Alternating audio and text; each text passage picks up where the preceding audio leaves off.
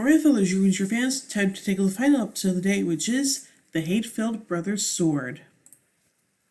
Back in the shrine after Burai's escape, Geki asked Barza how Burai called himself a Yamato prince and transformed, negotiating that if he was an enemy, then they need to know more about him. Without a choice, Barza reveals that Burai is Geki's older brother, shocking Chirena Ranger, stating his parents never said anything about this. But Barza reveals that the king and queen of the Yamato tribe weren't Geki's real parents. When Burai was 8 and Geki a year old, the king and queen didn't have a child and thus adopted Geki from a couple in their tribe. However, there was a rebellion in the Yamato tribe caused by Geki's father. He and the king fought one another with the young Burai watching until the king won. But in a final act of rebellion, the warrior tried to attack him one final time, forcing the Yamato king to slay the warrior. Upon his death, the knight tells his son Burai to avenge him and that he had the right to be the king. As Burai cried over him and the king returned to Geki as the young future Dragon Ranger looked at them with scorn. In the present, Geki wondered how his father killed his real father. As Nope continued, that Burai escaped out of the country and came to live in this forest where he was filled with hatred for the Yamato tribe and prided to be their king. When Pandora appeared to kill the Yamato king, Burai decided to change the aim of his anger towards Geki in response due to being heir to the throne. After discovering the truth, Geki rushes outside and shows to Persian that he didn't know he had a brother and that his father killed his real father. By the waterfront, Burai stares at the crushing waves, yelling for Geki that he wants to kill him no matter what. On the moon, Pandora is amused by this turn of events and sees everything set to stop the Zyuranger. Designed to do pre-celebration as she and her minions sing and dance their way to the angry Yamato prince. Burai hears the celebration and tries to leave before they appear, but Pandora stops him, asking where he's going. Rest stating he's not a henchman of the witch and he won't take orders from her. Totobot sees this ruin as Griffizer appears to attack him. Burai easily defeats the Griffin as Pandora claims she understands and that she wants to be the Zyuranger as well, and that they should help each other out. However, Burai claims the only way she can help is not get in his way of fighting the Zyuranger. But the witch stops him, stating that he may be strong, but he isn't strong enough to defeat the team on his own yet, explaining that they have the legendary weapons while he has nothing. Thus, Pandora claims to get Burai a powerful weapon as well. Using her wand to send the warrior into another dimension, into a set of doors she tells Burai to go behind. As he opens it, the Yamato prince sees a suit of armor holding a strange sword, the great evil sword Helfried. Seeing the sword, Burai is interested as Pandora tells him to go after it, as the prince charges into the fiery room as a skeleton appears beneath the armor, shooting him with eye lasers, knocking him back.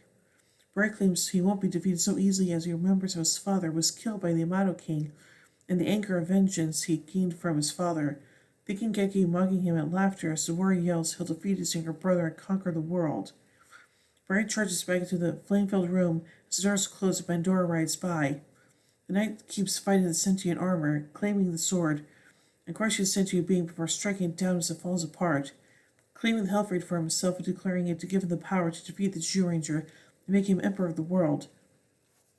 As he does, Pandora mocks his declaration of being Emperor Burai. As Geki throws rocks into a lake, Bokmak appears with a gun shooting a ball he states has a letter inside it. Opening the ball and getting the letter as Dan and Boy appear, Geki sees something happen as he goes off. Elsewhere, Burai says Helfried sword as Geki arrives, stating he was waiting for him and tells him not to call him brother. Burai plunges down his sword as Geki dodges his attacks, trying to talk to him, saying he doesn't want to fight, but Burai declares he'll defeat him, then the Zyuranger, and become emperor of the world. While hearing these words, Burai states that this was his father's last words and he'll make every human kneel before him, which Geki proclaims as wrong as they leap back onto the cliff, and Burai tosses him away. Burai charges with Helfried as Geki catches it with his hand, but her shoulder is sliced, forcing the Yamato prince down as the other Zyuranger appear to tend to him. Angered, Koshi of the Zyuranger transforms and shoot Burai with their ranger guns, forcing him to change into Dragon Ranger as they charge with their ranger swords, making the fight as they fight against the power of Burai and the Helfried sword being tossed aside with ease. Summoning Helfried's power, Dragon Ranger shocks the ground, throwing the other Zyuranger down with ease. On the moon, Pandora declares to Burai it's not bad, but Totopad claims they shouldn't relax, while Puckpad claims if he wins, he'll control Earth. Pandora laughs, stating it won't be that easy. He moves into while she declares that Yuzhin is behind the team. On Earth, Dragon Ranger throws Geki down a cliff side, chasing him till he reaches the bottom. As of course, it's time to send him to hell. As King wonders why he's doing this despite being family, Beret kicks him away, revealing that he was suffering in Noma's forest after the death of their father, when he was living in luxury without any inconvenience. As Geki would never understand how Burai feels. Geki yells at Dragon Rangers who prepare to strike, but the warrior is zapped by Daijujin, telling him to stand up while sitting his sword down, telling him to forget his feelings and fight for justice.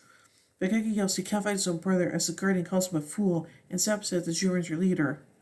Daijujin states to Burai that the day he and Geki will fight fair and square will be here soon and to wait for it.